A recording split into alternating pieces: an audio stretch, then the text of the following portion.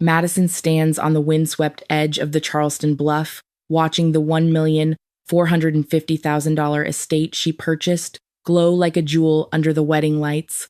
The humid air carries the scent of expensive lilies and calculated betrayal. My brother Tyler's voice crackles over the loudspeakers, sharp and final. "This wedding is for the closest family only, and you're not on the list." I don't respond. I don't even flinch. I just look at my watch. 60 minutes. In exactly 1 hour, the legal possession handover I signed 2 weeks ago becomes absolute. Tyler thinks he's throwing me away. He doesn't realize he's just squatting in a house that already belongs to a new owner. Welcome to Turning Table Stories channel. I'm currently enjoying a quiet cup of coffee and watching the view, finding peace in this stillness. It's a moment of clarity that mirrors Madison's calm before the coming storm. Where are you joining from today? And what is your favorite drink right now? Now, let's return to the night the ledger was finally settled. I sat in the front seat of my car, the interior dark and smelling faintly of leather and cold coffee. The glow from my phone was the only light reflecting off my eyes with a surgical precision. I wasn't crying. Crying is a biological reaction to loss, and you can only lose something you actually possessed. I had never possessed their love. I had only been a silent investor in their version of family, a bank account they drew from until the balance hit zero. My compassion had been a luxury they'd overdrafted for years, and tonight I was finally closing the account. I opened the email from the escrow company. The subject line was clear: sale confirmed, transfer of ownership complete. The property at 114 Maple Crest Drive was no longer mine. It had been sold 2 weeks ago to a high-end investment fund that didn't care about bloodlines or wedding vows. They only cared about the return on their $1,450,000 investment. This wasn't a breakdown. I had negotiated a fire sale price with one non-negotiable clause: immediate vacant possession. To this fund, my family wasn't a group of people. They were encumbrances on a balance sheet. They didn't care about the wedding. They cared about the $50,000 a day penalty if the renovation crew was delayed even an hour past the 8 a.m. start time tomorrow. It was a balance sheet. Tyler thinks he has time. He sent me a text yesterday, hidden between his wedding rants, asking for a grace period. "We need a few more days to move the gifts. Madison, be a sister for once." He thinks my heart is a contract that can be amended with a few words of guilt. But my heart isn't a contract. It's a closed file. I looked at the clock on my dashboard. 7:00 p.m. The official possession date deadline just passed. Tyler is currently inside giving a toast in a ballroom that legally doesn't belong to him. He's celebrating a union built on the floor of a house that he's essentially trespassing in. The air in the car grew colder as the heater ticked down. I thought about the many times I'd sat in this same car, looking at that house, wondering if I'd ever be invited through the front door as a guest instead of a benefactor.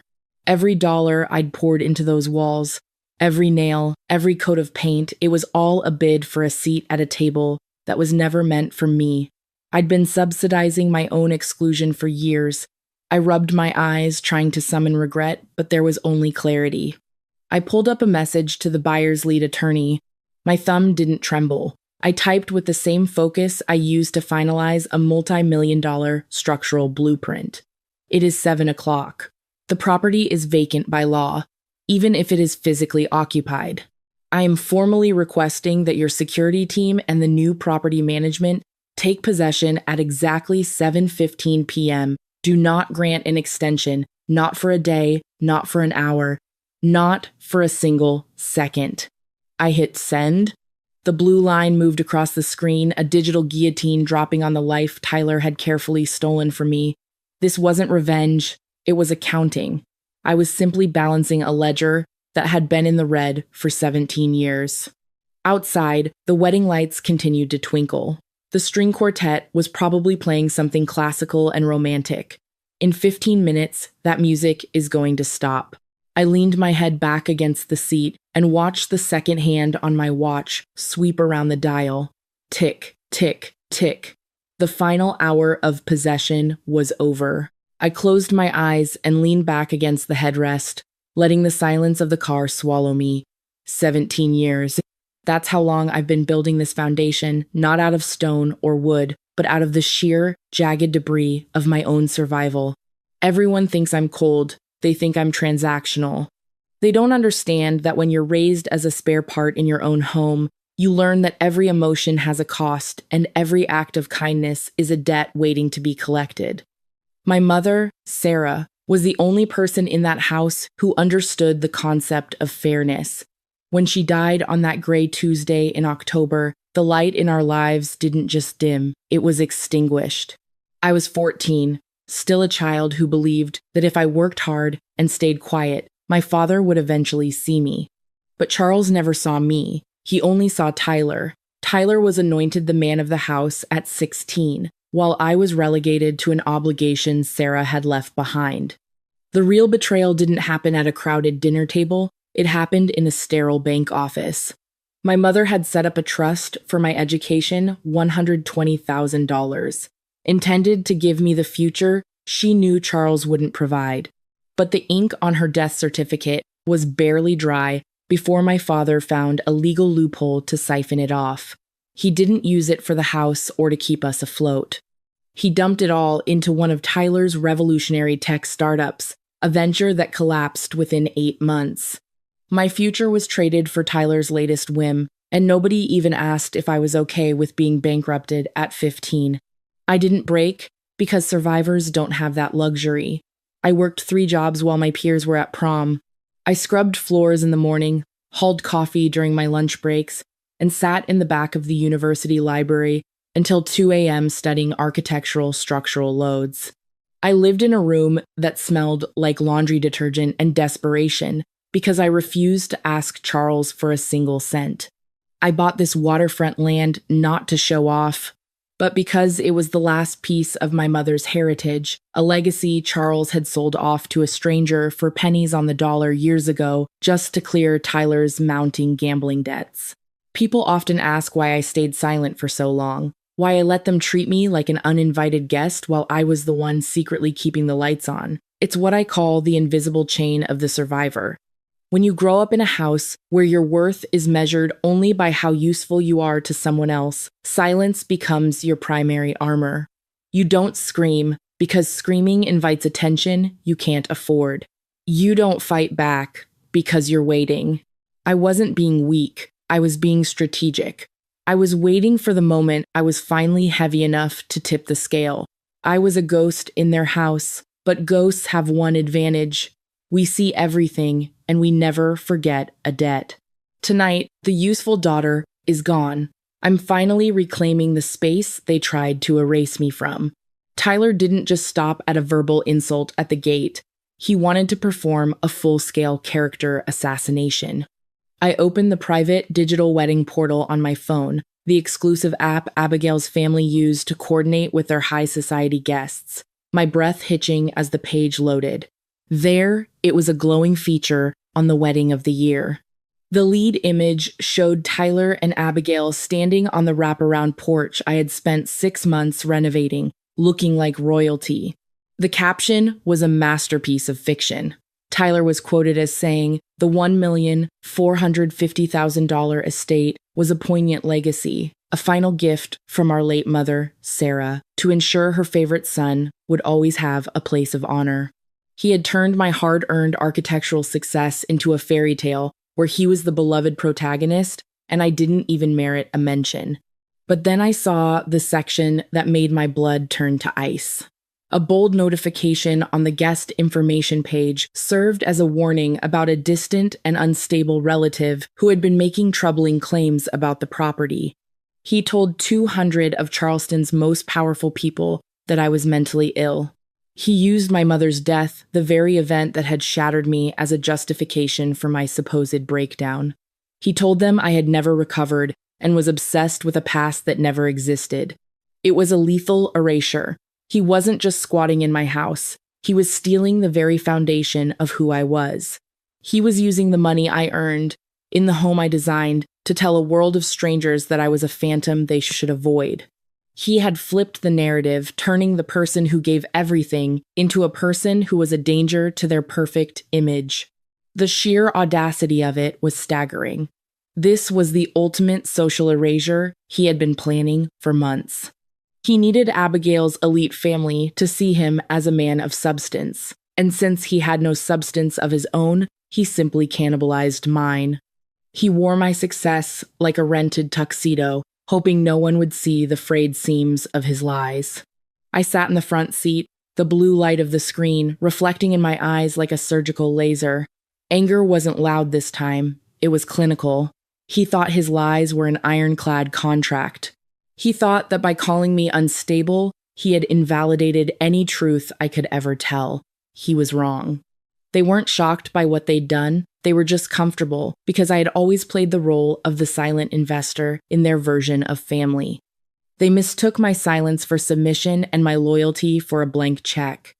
Tyler thought he had murdered my reputation to secure his future.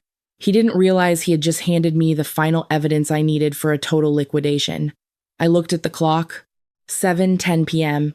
In 5 minutes, the unstable relative was going to become the most real thing in his life. I didn't stay in the car long. I drove 3 blocks to a darkened overlook where a familiar black sedan was idling. Laura Callahan was waiting, my godmother, my mother's best friend, and one of the most feared estate lawyers in South Carolina. She was the sentinel who had been standing on the perimeter of my life for 17 years, watching the fire from a distance, waiting for me to signal for help. She handed me a thick, manila envelope, the Sarah file. Inside were documents Sarah had signed in the final weeks of her life, witnessed and sealed by Laura. "I've carried this regret like a stone in my pocket, Madison," Laura said, her voice like sandpaper on silk. "Every time I saw Tyler in a new car you paid for, or Charles siphoning your spirit, I wanted to burn their world down. But I promised your mother I'd wait. She knew you had to be the one to decide when enough was enough. She knew you needed to be the architect of your own rescue. I didn't just watch Madison. I spent those 17 years quietly filing injunctions and blocking Charles from siphoning the last of your mother's residual assets. I was your invisible legal shield, holding the perimeter until you were strong enough to pick up the sword yourself." This was the silent regret of the Sentinel. Laura hadn't been indifferent. She had been a failsafe. Sarah knew Charles and Tyler would treat my loyalty like a natural resource to be strip-mined. She had positioned Laura to be the one to hand me the explosives when I was finally ready to use them. Charles thinks 17 years of silence made him safe. He forgot about the discovery rule. In the eyes of the law, the clock on this fraud didn't start in 2009. It started the moment I opened this envelope and discovered the knife he left in my back. Because I was a minor when he siphoned my trust, the law had been patiently waiting for me to wake up and claim my justice. At 7:15 p.m., the headlights of 2 white SUVs cut through the evening fog, followed by a local sheriff's cruiser. This was the professional escalation. The investment fund I sold the house to didn't care about family dynamics. They wanted their property. I followed them at a distance as they pulled into the long, gravel driveway. The sound of the gravel crunching under tires was the only warning. The security team didn't use the back door. They marched right through the front foyer, past the towering floral arrangements and the stunned string quartet. Tyler was at the microphone, likely mid-sentence, in another lie about his mother's legacy. He stopped. The music died, a messy, dissonant death. A sheriff's deputy stepped onto the raised platform, holding a court-ordered writ of possession. I stood in the shadows of the oaks, watching the scene through the open French doors. The 200 guests were frozen, their champagne glasses suspended in midair like props in a museum. This wasn't a family drama anymore. This was a property management enforcement. Tyler looked at the deputy, then at the elite security team in their tailored dark suits, men who looked more like high-level federal agents than mere guards. He started to shout, his face turning that familiar, entitled shade of red, but the deputy didn't flinch. He didn't care about the name Ashford or the $750,000 budget. He simply pointed to the door. Possession had ended. The event of the decade had just become a mass eviction. I walked through the open French doors, the hem of my coat brushing against the scattered rose petals on the floor. I didn't rush. I didn't hide. I moved with the heavy, unyielding pace of a structural support beam. 200 faces turned toward me, some curious, some horrified, some already filming on their phones. I could see my father, Charles, standing near the bar, his face the color of old parchment. Tyler was still on the stage, his hands gripping the mahogany podium as if it were the only thing keeping him from sinking into the ground. "Madison, get out!" Tyler's voice cracked, echoing through the silent ballroom. "I told everyone you weren't well. Security, remove her." But the security team didn't move. They were standing behind the sheriff's deputy, and they knew exactly who I was. I didn't yell back. I didn't need to. I reached into the manila envelope and pulled out a single sheet of paper, a high-resolution scan of my mother's final trust authorization. "You told these people this house was a poignant legacy from our mother," I said, my voice carrying clearly through the stillness. "You told them I was an unstable relative, obsessed with a past that never existed. But the only thing that doesn't exist, Tyler, is the foundation of your lies." I walked toward the stage and laid the paper on the edge for everyone in the front row to see. This was the kill shot. The Serifile didn't just contain sentimental letters, it contained a forensic audit Laura had been building for nearly 2 decades. I pointed to the signature at the bottom of the document dated 17 years ago.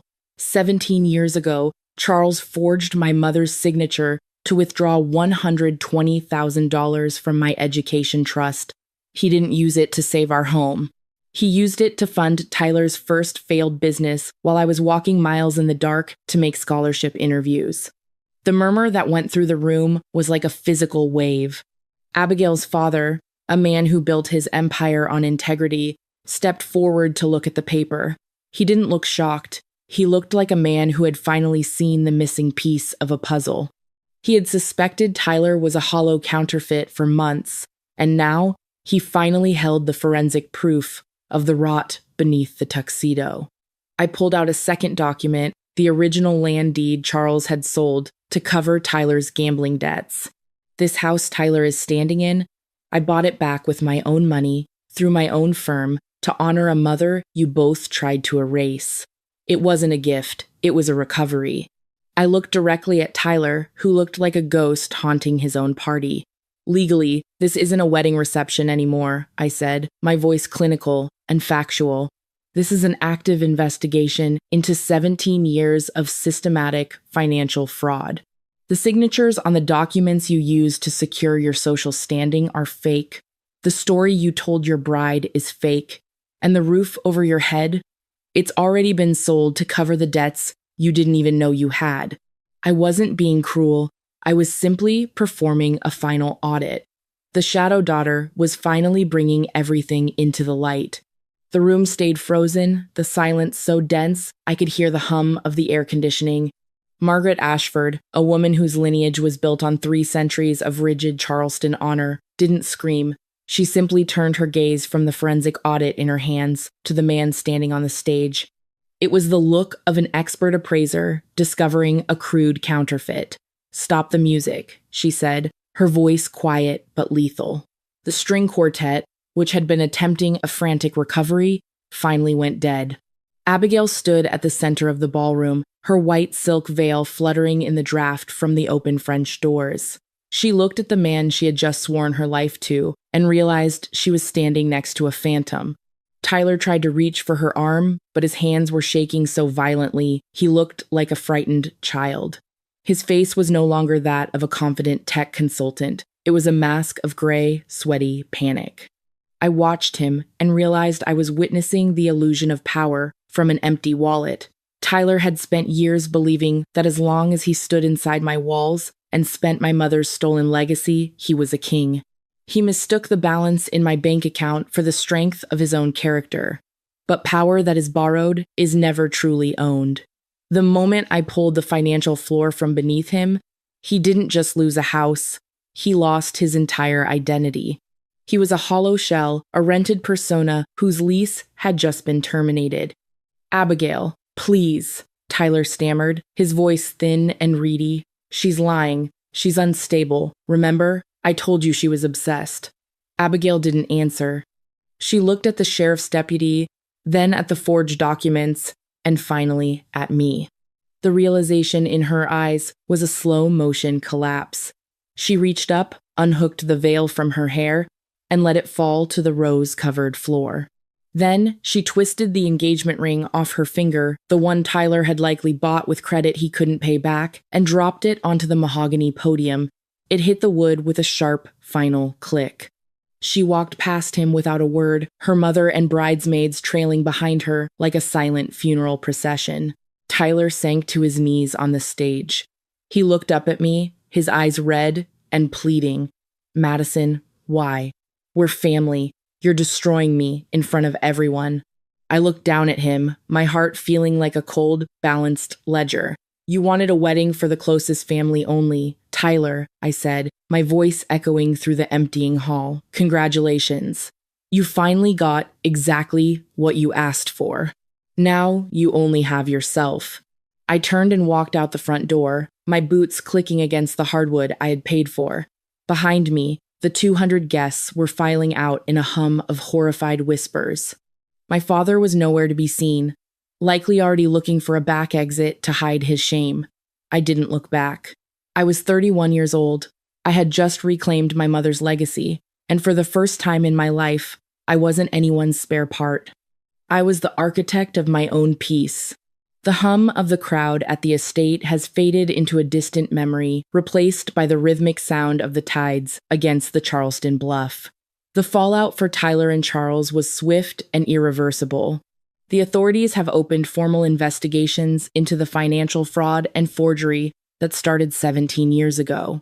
Tyler, stripped of the social status my money provided, is no longer the rising tech consultant. He is a cautionary tale in Charleston's most exclusive circles. Charles has finally lost the only thing he truly valued more than his children, his reputation. I used a significant portion of the $1,450,000 from the sale of the house to close the circle my mother started. I established the Sarah Foundation, a nonprofit dedicated to protecting the inheritance and trust rights of children who have lost their parents. It provides the legal shield I never had when my father was siphoning my future to fund Tyler's failures. I didn't just want to reclaim my life. I wanted to ensure no other 14-year-old girl has to walk miles in the dark because her foundation was stolen by the people meant to protect her. The house on Maplecrest Drive belongs to the Brennan family now. They repainted the front door red, a color of warmth and new beginnings, not the cold luxury Tyler used as a weapon. I bought a smaller place for myself, a sanctuary where every corner reflects the peace I've finally earned. I am no longer a spare part in someone else's version of family. I am the architect of my own world. Looking back on this journey, I've come to realize that I spent 31 years trying to buy a chair at a table where I was never welcome. I thought if I gave enough silence, enough money, and enough patience, they would eventually see me, but I was wrong. If they don't want you at the table, don't keep trying to buy it. Sell the house, walk away, and build your own home. I've learned that setting a boundary isn't an act of cruelty, it's an act of survival. You don't need their permission to stop being a bank account for their neglect. Forgiveness isn't always about letting people back in. Sometimes it's just the final signature on a contract that has been in the red for too long. It's the only way to set yourself free. If you find yourself in a similar situation where your loyalty is treated like a resource to be mined, remember that your worth isn't a balance sheet for others to overdraw. You are enough, exactly as you are, and you deserve a seat at a table where you don't have to pay for the privilege of belonging. If you've ever had to choose between a toxic family and your own self-respect, share your story down in the comments. I'm reading every single one. Thank you for staying with me through this story, and remember, you are the architect of your own peace.